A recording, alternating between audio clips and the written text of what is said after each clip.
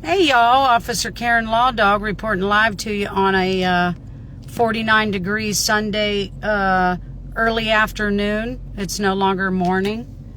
I just finished up with church. It's the first Sunday of the Advent. Color is purple. Clearly I thought we were still in a ordinary time, but hey.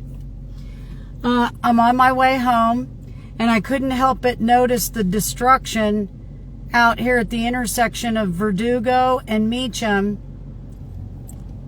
that clearly shows that there was some off-road activity, like a street takeover. Let me flip this camera around. You see all that? Look at all this. Look at all this mess, folks. This wasn't here last time I came through this intersection.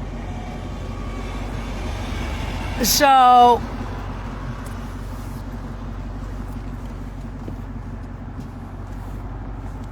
you know who would be emboldened enough to do shit like that right there? Especially knowing that these nearby houses, they've all got surveillance. All it would take is law enforcement to knock on one of those doors and get the surveillance. You're going to tell me when these kids take over streets like this that law enforcement can't catch just one of them? Give me a break. Yes, they can. They can also get neighbors' surveillance, but better yet, I'm going to show you something. Watch.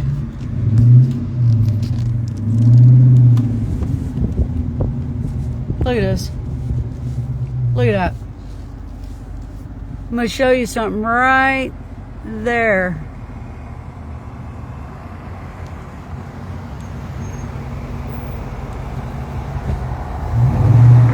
Folks, those cameras are at every intersection. You can't leave your house without being tracked from block to block to block to block.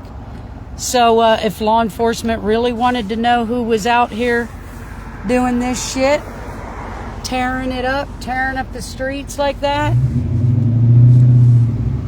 it wouldn't be too hard to find out. But they don't want to know because, like I said, it's most likely law enforcement or their kids or their off-the-books confidential informants, because nobody would be emboldened enough to do that shit.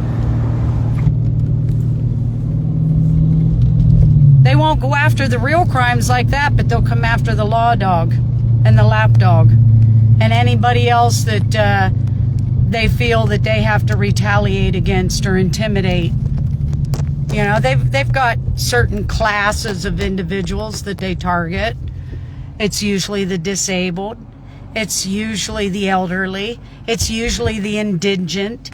And it's usually whistleblowers, those that call out their corruption. Charles doesn't like the word incompetence because incompetence is a choice, according to Charles. I call it negligence, and sometimes it's intentional, and when it's intentional, then that is corruption. But when it's not intentional, I consider it incompetence. They need more training.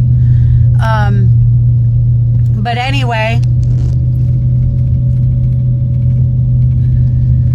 for those that are following the private journey, I've been off lately because we have some personal matters to attend to. Not by choice. But